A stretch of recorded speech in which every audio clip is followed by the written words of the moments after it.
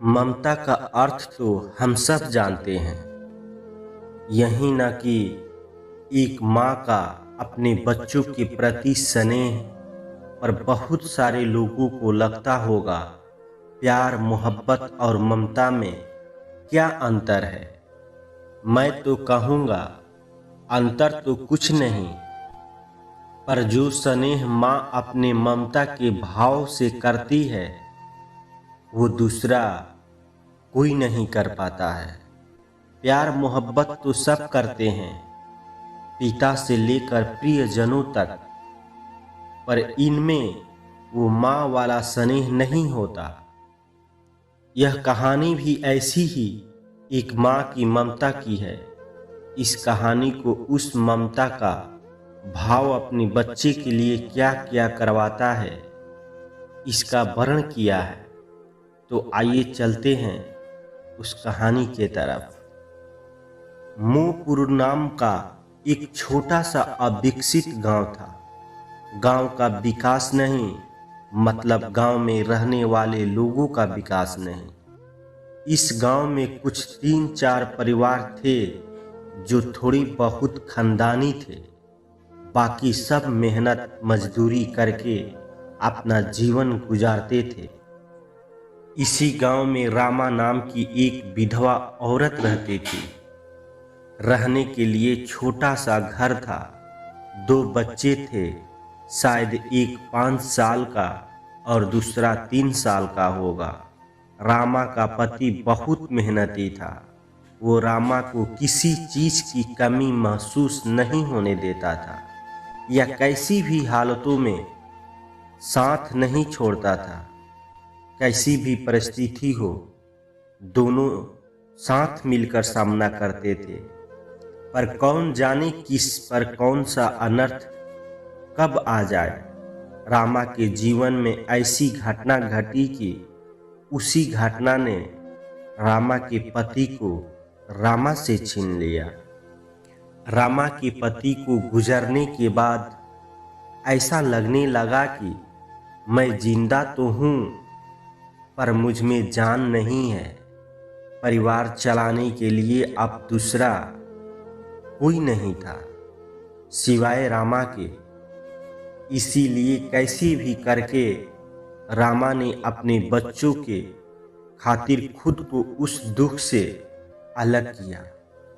कुछ दिन बाद घर में जो था वो समाप्त हो गया।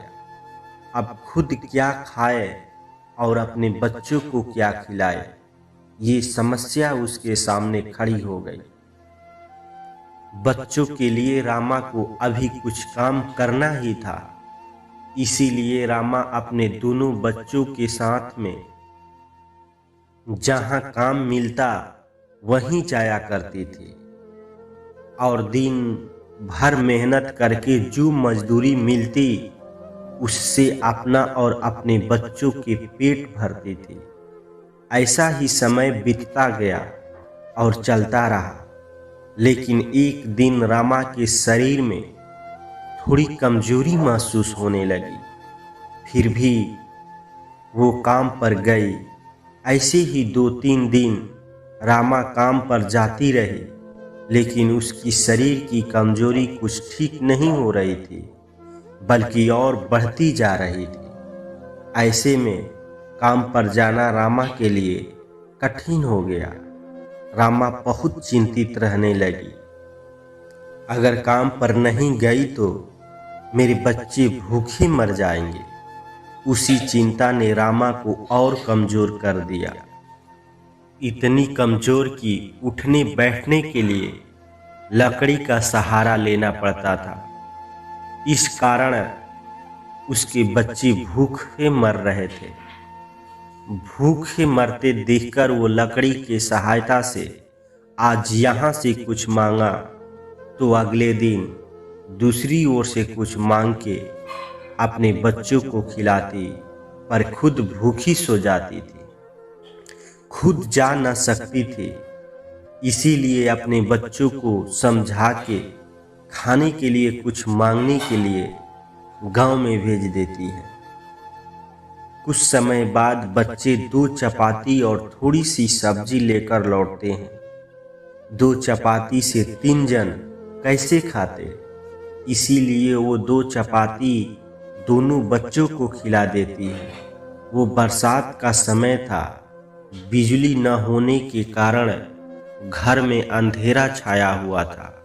अंधेरे में ही वो अपने बच्चों को एक कमरे में सुला देती है और वह दूसरे कमरे में जाकर सो जाती है। रात को तेज बारिश होती है और बिजलियां जोर से कड़कती है।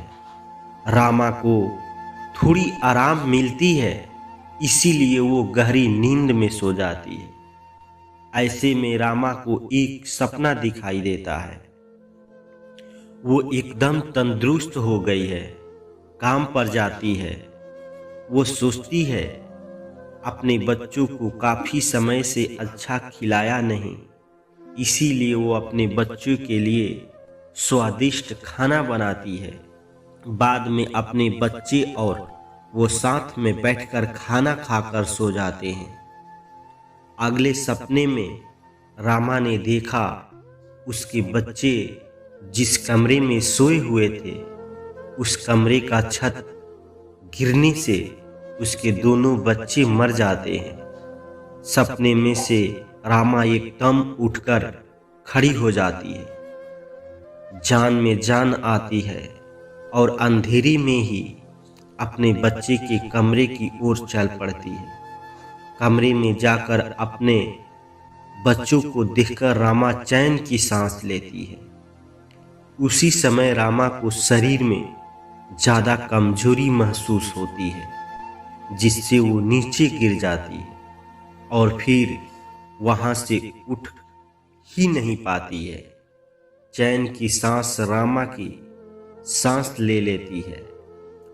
दोस्तों, यही होती है माँ की ममता, जो मरते दम तक अपने बच्चों के खातिर जीने का जुनून रखती है।